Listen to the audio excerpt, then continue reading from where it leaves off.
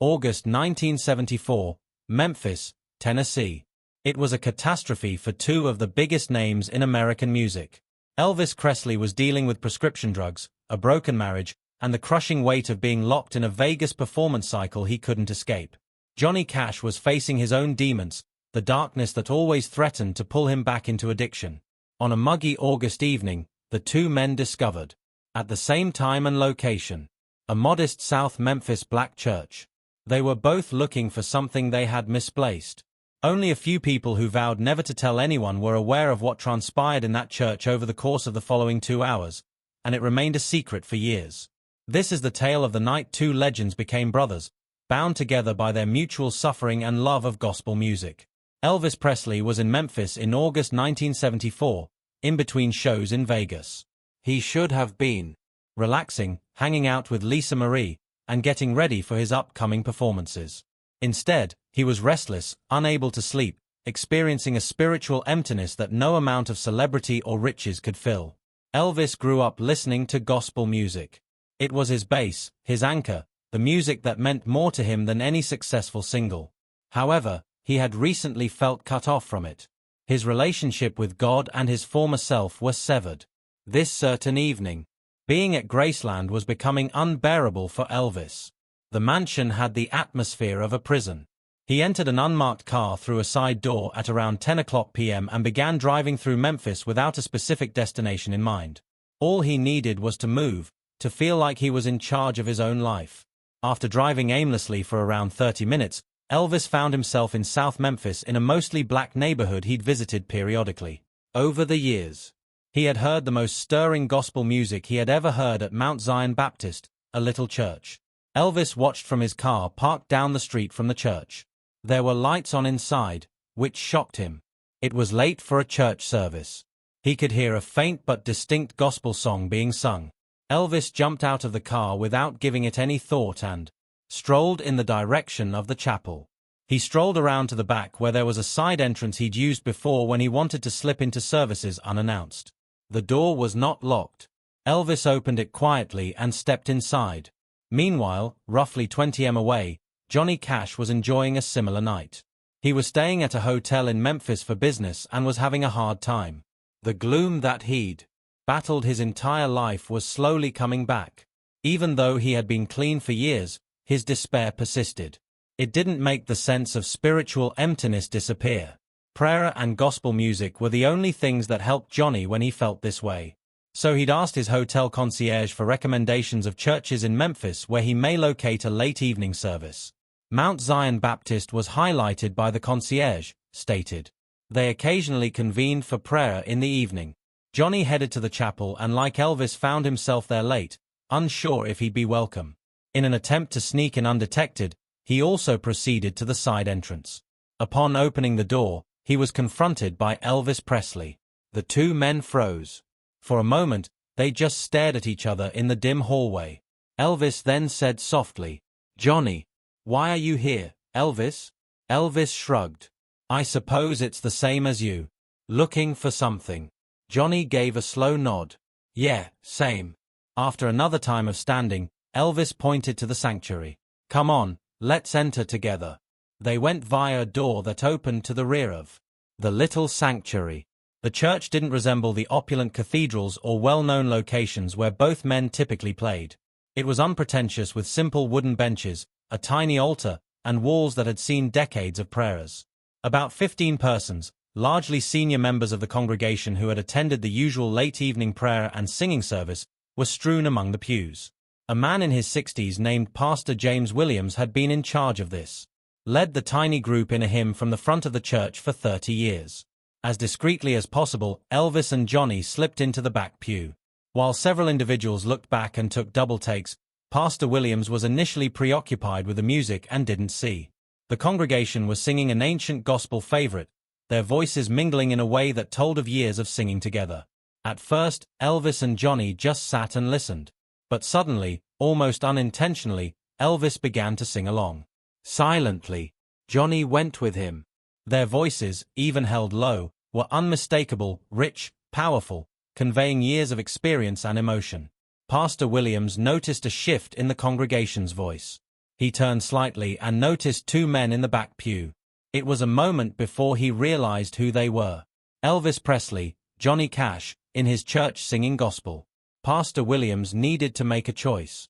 He could halt the service, make a huge out of their presence, turn it into something it wasn't supposed to be, or he could let them be. Allow them to discover what they came for. He went with the latter. After acknowledging them with a slight nod, he turned back to the assembly and carried on leading the hymn. When the song ended, Pastor Williams addressed the gathering. "We have some visitors tonight, brothers and sisters. They have come in search of God's consolation and serenity, which is what we all want.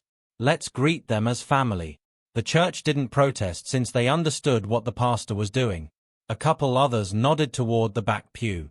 No one hurried over, but one old woman gave Elvis and Johnny a kind look. No one requested signatures. Nobody treated them like celebrities. Only two additional souls were in this room, listening to church music for solace. Anyone who wished to share a song was encouraged to do so by Pastor Williams. It was a custom in this church, an open invitation during nighttime services.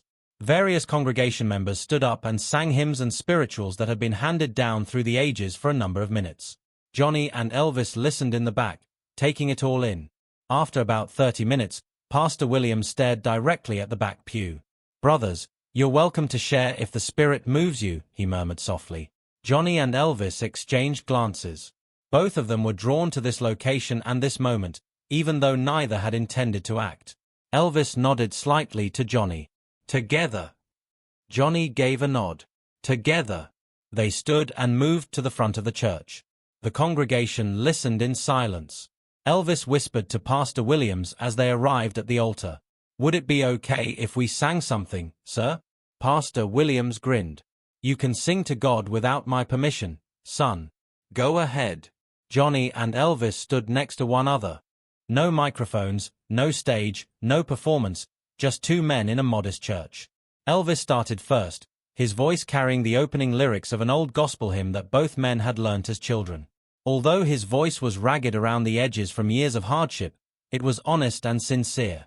On the second stanza, Johnny joined him, his deep baritone melding with Elvis's tenor in a way that made everyone shiver. They were praying instead of performing. Music. When they reached the chorus, something spectacular happened. Neither of them had anticipated the harmony that their voices achieved. A seamless fusion that reflected years of both men enjoying this music, comprehending its origins, and sensing its potency. A melody that seemed to emanate pure grace filled the tiny church as the congregation started to sing softly along, blending their voices with Elvis and Johnny's. They performed a number of hymns, one after the other, sometimes singing together, sometimes alternately taking the lead. Elvis would start a hymn he recalled from his childhood church in Tupelo, and Johnny would know it, too, would join in flawlessly. Johnny would begin a song he'd learnt from his mother, and Elvis would harmonize, adding his voice to make something lovely. Here, there were no egos, no rivalry, and no sense of prestige or notoriety. Just two men, re-establishing contact with the aspect of themselves they had been missing, the music that had molded them, and the faith that kept them grounded. Elvis's voice broke with passion at one point. He was singing about the weight of everything he had been carrying, about grace, and about redemption. The ache, the loneliness, the feeling of being stuck. All of it came flooding out via the song. Hearing the passion in Elvis's voice, Johnny stepped forward and wrapped his arm around Elvis' shoulders, supporting him, letting him know he wasn't alone. They continued singing, Elvis leaning slightly into Johnny, Johnny's arm steady around him. When the song concluded, there was a long moment of silence in the church. Then Elvis and Johnny gave each other a silent hug. A genuine embrace, the kind that occurs between siblings or between people who are sympathetic to one another's suffering, rather than a fleeting, theatrical embrace. The assembly observed this moment with. They were crying. These were no longer celebrities. They were merely two men who found solace in God's presence and in each other. Profoundly moved, Pastor Williams stepped forward and touched the shoulders of both guys.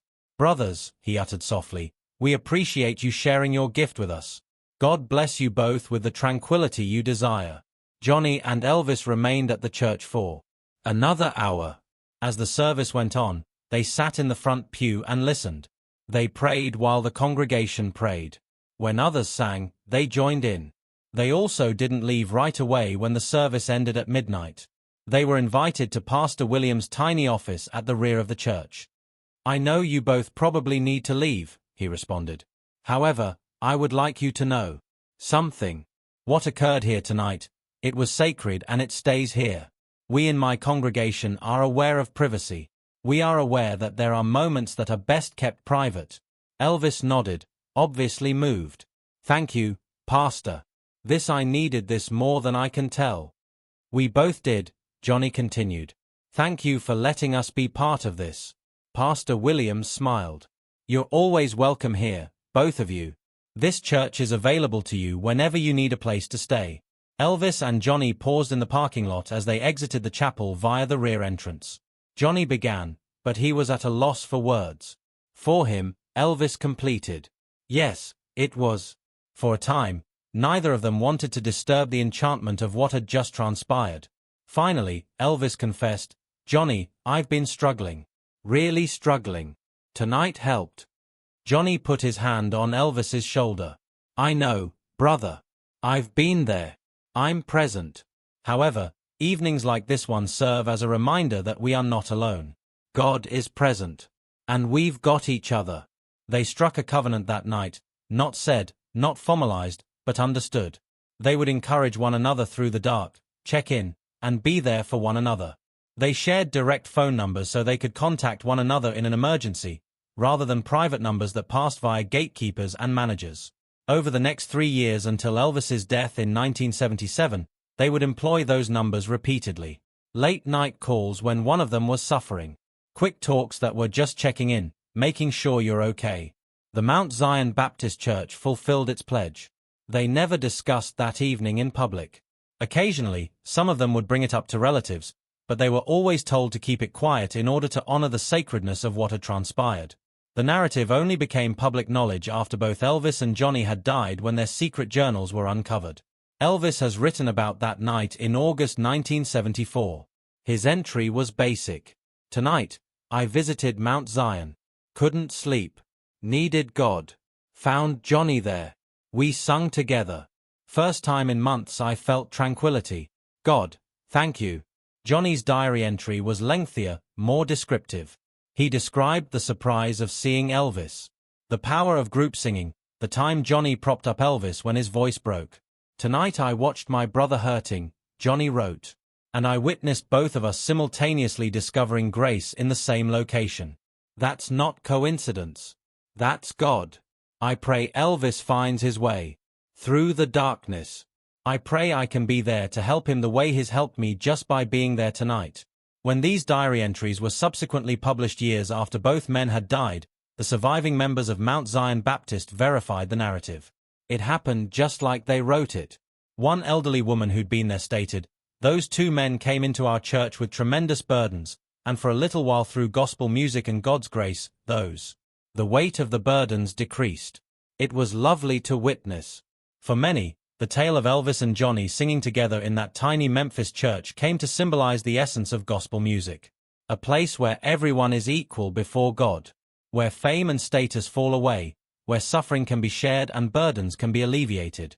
It tells us that even the most successful, most renowned people in the world still need the same things we all need: faith, community, connection, and the comfort of music that speaks to the soul.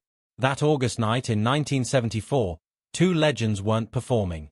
They were just two men seeking serenity, finding it together in a little church where nobody cared about their renown, where they were welcomed as brothers, and where gospel music did what it's always done, drew people together and raised them towards something higher than themselves. Wolves.